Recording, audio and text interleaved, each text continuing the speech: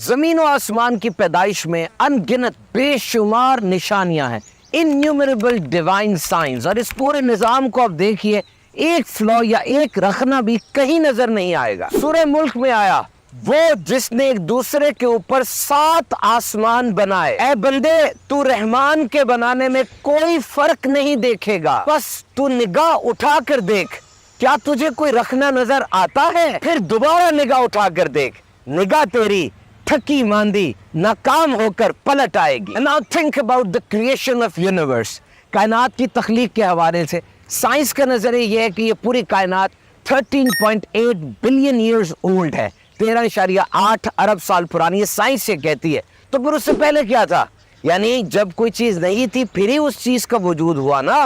تو from nothingness to this very big vast universe، کچھ بھی نہیں تھا، اور اب اتنی بڑی کائنات آ گئی جس میں اتنے سیارے ہیں، ایک اندازے کے مطابق 200 ملین بلین سیارے یہاں پر موجود ہیں۔ کہ کیسے ہوا؟ یاد رکھیے، no branch of science guides us about this origin۔ کوئی بھی برانچ آف سائنس ہمیں یہ نہیں بتاتی یہ سب کچھ آیا کہاں سے ہے تو صحیح، یہ سارے قوانین بنے ہوئے ہیں، لیکن یہ سب کچھ آیا کہاں سے؟ یہ ٹائم میٹر سپیس۔ اور جہاں سائنس خاموش ہے، دیکھیے قرآن مجید ہماری کیا رہنمائی فرما رہا ہے۔ سورۃ الانعام آیت نمبر 101، اور وہ بغیر کسی نمونے کے زمین و آسمان بنانے والا۔ جب بھی کوئی چیز بنانی ہوتی ہے نا، اس سے پہلے ایگزامپل چاہیے ہوتی ہے، کوئی نمونہ چاہیے ہوتا ہے کہ اس کو دیکھ کے کاپی کیا جائے۔ آپ نے کوئی موبائل فون بنانا ہے تو کوئی پرانا ماڈل اٹھائیں گے، اس جیسی چیز بنائیں گے، لیکن رب ہے وہ بغیر کسی نمونے کے یہ سب بنانے والا ہے۔ اور ہمیں روشنی چاہیے، ایک سوئی بنانی ہو یا بڑا جہاز بنانا ہو، we need light to manufacture، ہمیں روشنی چاہیے، اور رب اندھیروں میں صورتیں بناتا ہے۔ اور اس کا کام تو یہی ہے کہ جب کسی چیز کا ارادہ فرماتا ہے تو فرماتا ہے ہو جا، اور وہ ہو جاتی ہے۔ سورۃ الرعد میں آیا، اور تم فرماؤ آسمانوں اور زمین کا رب کون ہے، اور تم خود ہی فرماؤ اللہ۔ سورہ روم میں آیا، اور آسمانوں اور زمینوں کی پیدائش اور تمہاری رنگوں اور زبانوں میں اختلاف اس کی نشانیوں میں سے ہیں۔ اور اس نظام کو دیکھیے تو صحیح، یہ آسمان کی اتنی بڑی چھت بغیر ستونوں کے کیسے کھڑی ہے، اور پھر یہ سفر ہو رہا ہے، سورج، چاند، ستارے، میٹرائٹس، یہ سب کی سب ہیونلی باڈیز، یہ سیارے یہ خاص طرف پہ بڑھتے چلے جا رہے ہیں۔ ان کے پاتھس ہیں، ان کے رستے ہیں جن کے اوپر یہ چلتے ہیں، نہ تھکتے ہیں نہ گرتے ہیں، بلکہ خاص سپیڈ سے بڑھتے چلے جا رہے ہیں۔ اور یہ بھی نوٹ کریں کہ یہ سب آپس میں ایک دوسرے کے ساتھ کسی خاص فورس کے ساتھ بندھے ہوئے ہیں، اور اگر یہ خاص فورس، یہ جو طاقت ہے، یہ اگر تھوڑی سی زیادہ ہو جائے، ہو سکتا ہے یہ سارے کے سارے سورج میں گر جائیں اور تباہ ہو جائیں، اور اگر یہ فورس، یہ طاقت تھوڑی کم ہو جائے، یہ سارے کے سارے نیچے گر جائیں۔ وہ کون ہے جس نے اس طاقت کو مینٹین کیا ہوا ہے؟ سورج زمین سے 152 ملین کلومیٹر دور ہے، 1 ملین 10 لاکھ کا ہوتا ہے، اور چاند تقریباً 3,84,000 کلومیٹر دور ہے۔ چاند کے 3 بنیادی فائدے بتائے جاتے ہیں، ایک تو مد و جزر، دنیا کے سمندروں میں آنے والی ٹائیڈز، دوسرے کئی جانور ایسے ہیں، پرندے ایسے ہیں جو سورج کی روشنی کو دیکھ کر نیویگیٹ کرتے ہیں، اپنی ہجرت کرتے ہیں، اور پھر رات کے وقت اس کی روشنی بڑی بھلی لگتی ہے۔ Previously it was considered that sun was stationary, but now NASA has admitted that sun is on a voyage۔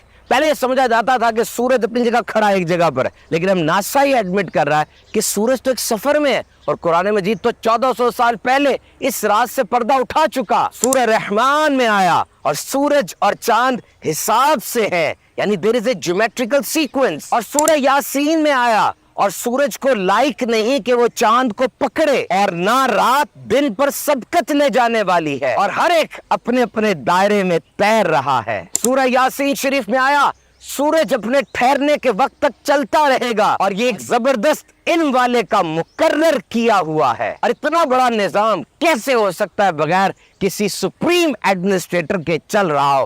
ہماری تو سڑک کے اوپر 2 گاڑیاں آگے پیچھے سے آ رہی ہوں، اور اشارہ اوپر نیچے ہو جائے تو ٹکر ہو جاتی ہے، لیکن یہ سارے اپنے اپنے مدار میں گھوم رہے ہیں۔ اور غور کیجئے، اس فضا کے اندر آکسیجن ہے، 21% آکسیجن موجود ہے، جو جانداروں کے لیے بہت ضروری ہے۔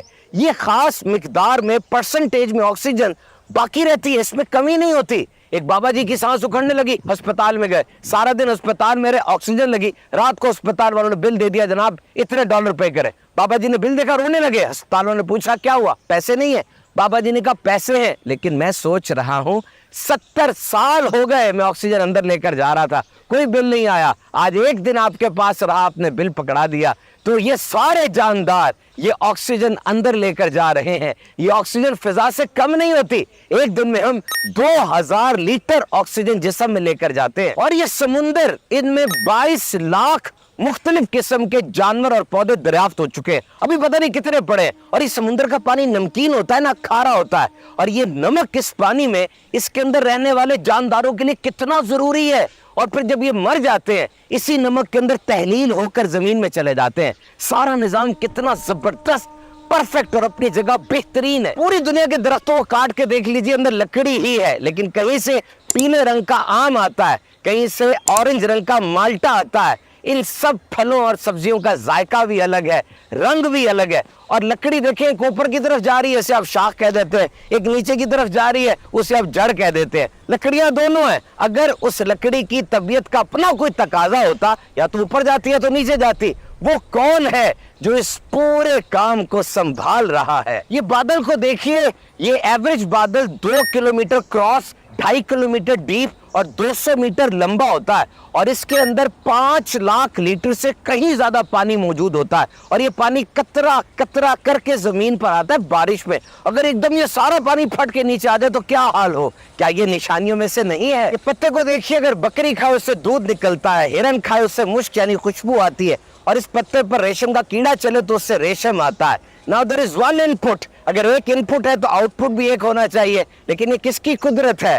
बिलाशुबा कोई तो है जो निजाम हस्ती चला रहा है, वही खुदा है। ये फसलें, ये खाना, ये रिस्क की तकसीम का निजाम, आज दुनिया में 8 अरब इंसान बसते हैं, और एक अंदाजे के मुताबिक 8.7 मिलियन यानी 87 लाख मुख्तलिफ किस्म के जानदार दुनिया में मौजूद है। इन्हें रिस्क फराहम होता है। आप एक गंदम के दाने की मिसाल लीजिए, जब वो कटता है और किस तरीके से तकसीम होता चला जाता है। जब उसकी कटाई होती है, कीड़ी आई, कोई परिंदा आया उठा के ले गया, फिर उसको बोरियों में बंद किया जाता है, बोरियों से गिरता है, कोई और जानवर आके ले गया, फिर जमींदार लोगों में तकसीम करता है, फिर अपने अनाज के गोदाम में लेकर जाता है, फिर रोटी बनती है। एक ही गंदम का दाना टूट टूट के कहाँ जा रहा होता है। कितना जबरदस्त और इम्पेक्केबल परफेक्ट डिस्ट्रीब्यूशन का निजाम है ये। तो कुरान मजीद से बरकतें हासिल कीजिए, तर्जुमा तफसीर के साथ पढ़ने की आदत बनाइए, अहदीस मुबारका को पढ़िए। याद रखिए, इस्लाम में हर मसले का हल मौजूद है।